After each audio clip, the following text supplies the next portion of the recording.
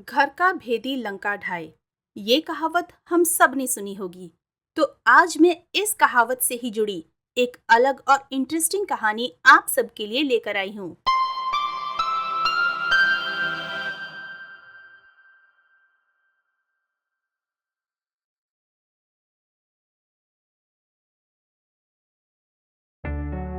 तो मैं सारिका शर्मा आप सबको हमारी टीम जीना इसी का नाम है की तरफ से दशहरा पर्व की हार्दिक बधाई देती हूँ।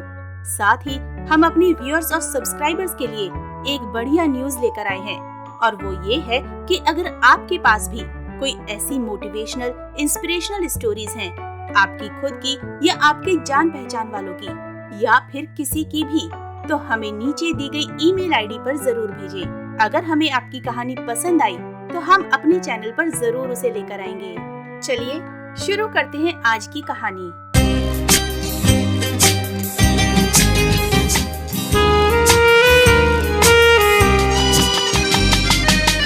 एक घने जंगल के बीचों बीच बहुत सुंदर नदी बहती थी। उस नदी के एक छोर पर हंसों का राज्य था और दूसरे छोर पर मोरों का। हंसों के राजा का नाम हिरण्यगर्भ और मोरों के राजा का नाम चित्रवर्ण था। दोनों राजाओं में बड़ा मनमुटाव था। इतना ही नहीं, दोनों एक दूसरे का राज्य हड़प कर अपना अपना वर्चस्व भी साबित करना चाहते थे। इसके लिए दोनों लड़ने मरने को तैयार थे, बस केवल लड़ाई का कोई बहाना खोज रहे थे। उन्हें बहाना मिलते हुए देर भी न लगी। एक दिन हिरण्यगर्भ का मंत्री बगुला नदी में तैरते तैरते पानी की धारा में बहकर उस पार चला गया। फिर क्या, चित्रवर्ण के सिपाहियों और पहरेदारों ने उसको घेर लिया। तो बगुले ने बड़ी मिन्नत करके कहा, कृपया जाने दो मुझे, इस बार क्षमा कर दो। मैं यहाँ जानबूझकर नहीं आया हूँ, बल्कि नदी के बहाव से इस किनारे आ गया हूँ। कृपया मेरी जान बख्श दो और मुझे अपने राज्य वापस जाने दो। तभी एक युवा सिपाही ने गुस्से से कहा, चलता है कि नहीं सीधी तरह से हमारे राजा के पास, नहीं तो लाते मार मार कर तेरी कमर तोड़ दूंगा। बगुले ने गिड़गिड़ाकर कहा, इस बार क्षमा कर दो साहब। सिपाही, क्षमा करना हमारा काम नहीं, हमारा काम है तुम्हें पकड़कर महाराज चित्रवर्ण के सामने उपस्थित करना। यदि क्षमा मांगना है तो उन्हीं से मांगना। बेचारा बगुला चित्रवर्ण के सिपाहियों, कौवों, मुर्गों से घिरा हुआ चल रहा था। तभी उसके मन में विचार आया, अद्भुत अवसर आया हाथ, सोची मुझे अनोखी बात। राह में जो भी आए स्थान, करता जाऊं मैं पहचान। कहीं लड़ाई यदि छिड़ जाए, सेना सेना से टकराए, तब आए ये काम हमारे, देखो सारे कुल किनारे। ये सोचकर बगुला एक एक स्थान, एक एक वृक्ष और एक एक तालाब को ध्यान से देखता गया। जब वो राजा के सामने खड़ा किया गया तो उसका सब भय दूर हो चुका था और उसने सब कुछ सोच लिया था कि वो किस ढंग से और कौन सी बात करेगा। चित्रवर्ण ने बड़े घमंड से उससे पूछा, बगुले, तुम कहाँ से आए हो? बगुले ने कहा, मैं नदी पार करके महाराज हिरण्यगर्भ के पास से आया हूँ। चित्रवर्ण ने कहा, तुम उसे महाराज कहकर मत पुकारो। हाँ तो तुम हिरण्यगर्भ के पास क्या करते हो? बगुले ने कहा, मैं अपने महाराज का मंत्री हूँ। चित्रवर्ण ने कहा, फिर वही महाराज की रट लगाई तुमने। देखो, तुम्हें फिर बोलता हूँ कि मेरे सामने उस निगोड़े हंस को महाराज कहकर मत बुलाना। हाँ, मैं तुमसे पूछना चाहता हूँ कि तुम्हें हमारा राज्य अच्छा लगता है या हिरण्यगर्भ का? इस पर बगुले ने कहा, मैं आपके राज्य को अच्छी प्रकार देखे बिना कैसे बता सकता हूँ कि आपका राज्य अच्छा है या हमारे राजा का। आप पहले मुझे अपने राज्य का कोना कोना दिखाइए, फिर मैं आपके इस प्रश्न का उत्तर दूंगा। बगुले की चालाकी चित्रवर्ण की समझ में ना आई और उसने अपने सिपाही मुर्गे के साथ बगुले को सारा राज्य देखने की आज्ञा दे दी। बगुला इसी बहाने से चित्रवर्ण के राज्य में गुप्त से गुप्त स्थानों का पता लगाने के लिए चल पड़ा। वे लोग कहाँ रहते हैं, कहाँ सोते हैं, कहाँ धन सामान रखते हैं, इत्यादि सब बातें बगुले ने पता लगा ली। जब वो राज्य देखकर लौट आया तो चित्रवर्ण ने पूछा, क्यों रे बगुले, क्या तुमने हमारा सारा राज्य देख लिया है? बगुले ने कहा, हाँ देख लिया है।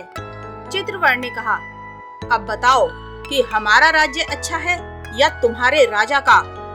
इस पर बगुला बोला, राज्य तो हमारा ही अच्छा है। स्वर्ग सरीखा राज्य हमारा, नर्क का देश तुम्हारा। तो चित्रवर्ण ने कहा, तेरा इतना साहस कि मेरे सामने ही तू मेरे राज्य की निंदा कर रहा है। इस पर बगुले ने कहा, इसमें निंदा और प्रशंसा की बात ही क्या। हमारा राज्य सुंदर है इसलिए मैंने सुंदर कह दिया, इसमें संदेह की कौन सी बात है। चित्रवर्ण ने गुस्से में कहा, इस बात का हमें निर्णय करना होगा कि दोनों राज्यों में कौन सा राज्य सुंदर है। तुम ही बताओ कि निर्णय कैसे लिया जाए। इस पर बगुला बोला, मैंने तो आपको ठीक ही कहा है कि हमारा राज्य सुंदर है। यदि आपको मुझ पर विश्वास ना हो तो स्वयं चलकर देख लीजिए। चित्रवर्ण ने क्रोध से कहा, वाह रे बगुले, तू मुझे उस हिरण्यगर्भ के पास जाने को कहता है। मैं तो उसे अपने पांव की धूल के समान भी नहीं समझता। बगुले ने कहा, हमारे महाराज तो मोती चुगने वाले हंस हैं, वो क्यों होने लगे पांव की धूल। यदि आपको उनके बड़प्पन में संदेह है तो उनसे एक युद्ध करके देख लीजिए। इस पर चित्रवर्ण ने कहा, तेरी इतनी मजाल कि मुझे युद्ध के लिए ललकारता है। सिपाहियों, नोच डालो, मार डालो, काट डालो इस दुष्ट बगुले को। इसे मेरे सामने बोलने की भी सभ्यता नहीं। सभी सिपाही बगुले को मारने दौड़े, किंतु वहीं बैठे मंत्री ने महाराज चित्रवर्ण को समझाया कि दूसरे राज्य के मंत्री को मारना या दूत को मारना नियम विरुद्ध है। मंत्री की बात सुनकर चित्रवर्ण ने बगुले को अपने दरबार से निकाल दिया और गरजते हुए बोला, जाओ अपने राजा को कह दो कि युद्ध के लिए तैयार रहें। बगुला नदी तैरकर अपने राजा के पास चला गया और उसने चित्रवर्ण के राज्य का सारा हाल कह सुनाया। मंत्री के अपमान का बदला लेने के लिए हिरण्यगर्भ ने भी सेना को युद्ध के लिए तैयार रहने की आज्ञा दे दी। उन्होंने तालाब में से निकलकर एक वृक्ष पर लकड़ियों का किला भी बना लिया। उधर चित्रवर्ण ने अपने सेवक से कहा, कौय, मुझे तुझ पर विश्वास है। मैं जानता हूँ कि तू किसी भी कठिन काम को चतुराई से कर सकता है।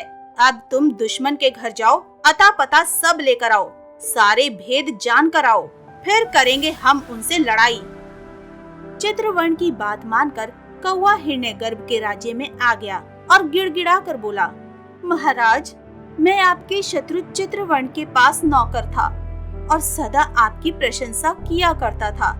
इसी दोष के कारण उसने मुझे मार पीट कर निकाल दिया है। अब यदि आप मुझे अपनी शरण में ले लें तो मेरे प्राण बच जाएंगे, नहीं तो मैं अकेला तड़प तड़प कर मर जाऊंगा। हिरण्यगर्भ ने कौवे की ये सारी बातें सुनकर और उस पर तरस खाकर उसको अपने यहाँ नौकर रख लिया।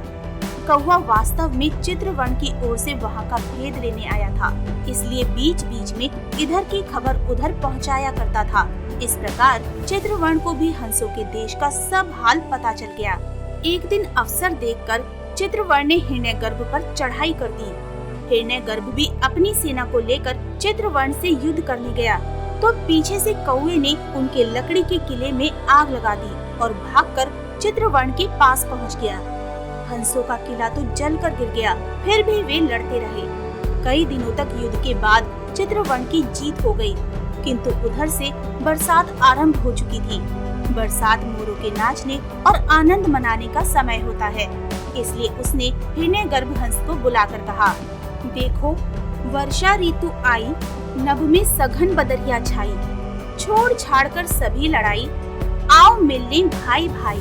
इस प्रकार बरसात की ठंडी ठंडी फुहारों में दोनों पुराने शत्रुओं ने अपनी अपनी शत्रुता को धो दिया और वे सदा के लिए मित्र बन गए। इस कहानी से हमें शिक्षा मिलती है कि दुश्मन मित्र या संबंधी किसी भी रूप में हो सकते हैं और ये बाहर के दुश्मन से ज्यादा खतरनाक होते हैं, क्योंकि इन्हें घर के सारे राज पता होते हैं, हमारी सारी कमजोरियां पता होती हैं और जिसे समय आने पर हमारे खिलाफ उपयोग करते हैं।